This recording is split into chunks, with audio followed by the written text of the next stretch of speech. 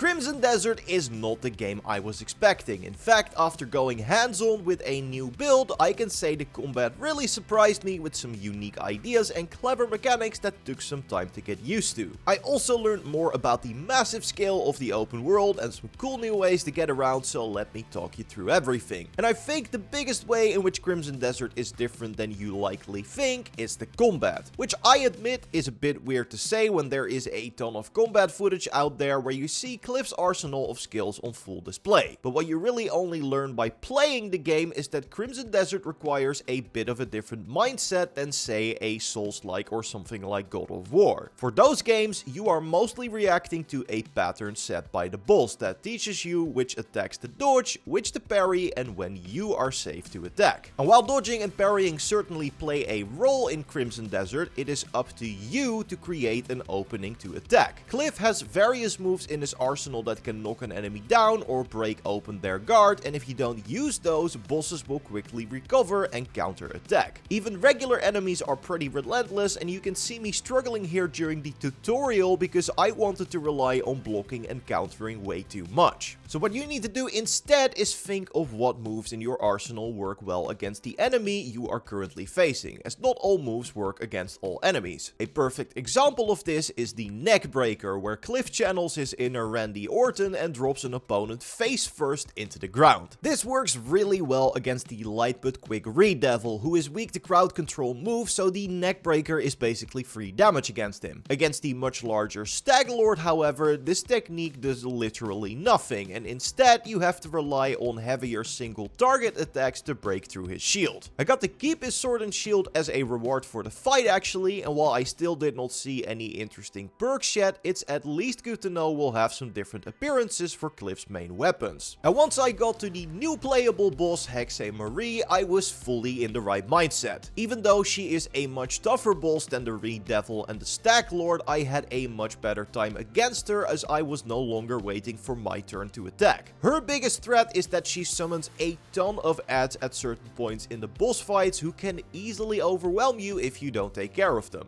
Luckily, I remembered one of Cliff's skills that allows him to quickly dash and slash between enemies, which allowed me to make short work of her minions and focus on the boss herself. The fight against Marie is very dynamic as she's constantly teleporting around the place and leaving pools of dark essence on the ground that function as mines, so you need to stay on the move while dodging those zones and dealing with the adds when they come up. At the end though, you are rewarded with a really cool, fully choreographed fight scene before you finally beat the witch. Now, while I wasn't able to explore far outside the boss arenas, I did get some glimpses of the game's open world and, more importantly, its traversal. Cliff is an excellent climber and can cling onto pretty much any surface with the press of a button. Much like Breath of the Wild or Immortals Phoenix Rising, you have a stamina meter that determines how far you can climb before you drop down, but that's pretty much your only limitation when it comes to climbing. And if you do fall, you of course have an awesome cloak you can use to break your fall and glide. You can actually hold down a button to speed up in any direction, and while you still lose altitude slowly, the speed almost makes it feel like you're flying. And you'll need that speed too, as the map is looking impressively big. In fact, to give you a sense of scale, I was told that the tower on top of the mountain is the castle where you fight the Staglord, and it's visible from the spot where you fight the Redevil, although it is way off in the distance. And there is even more landmarks when we look in the other direction, so safe to say you'll be playing this one for a while if you want to see everything. And real quick, we are doing a giveaway for Crimson Desert. Simply like the video, make sure you're a subscriber of the channel, and enter via the link in the pinned comment. Another major difference in Crimson Desert's take on hacking and slashing is that all Cliff's combat skills drain energy from his stamina bar. Unlike most games, however, they're not on a cooldown and stamina regenerates pretty quickly. This of course makes sense as you need these special attacks to create an opening to strike, so you want to be able to use them more often. But since you're still using your stamina for things like blocking and dodging, your management of that resource becomes that much more important. Spamming powerful attacks to get big damage in can be a good strategy in some cases, but if you are out of stamina and a boss decides it's their turn, you don't have a way out either. So while Crimson Desert definitely requires you to be an aggressive fighter, you still need to manage your stamina properly and strike a balance to overcome the tougher fights. And while I would have loved to explore the open world, fly a dragon, or see what the special islands in the sky I are all about, this play session was focused on the different boss fights, and the variety on display is really impressive. The Stag Lord is just a straight one-on-one fight, but the Reed Devil summons 5 totems mid-fight that you have to break before you can attack the boss again. Hexe Marie of course has her crazy swarm of minions, and the final fight I was able to play, the Queen Stoneback Crab, was more a platforming puzzle than an actual fight. It was still a pretty challenging battle though, as again, stamina management plays an important role in defeating the creature. You need to break open 3 weak spots on the back of the beast, then stab the exposed part with your sword. In order to attack these weak spots though, you need to cling to the creature, which costs stamina. You don't have enough to hang on for long, so you want to wait for the crab to stop bucking, run across the back to a weak spot,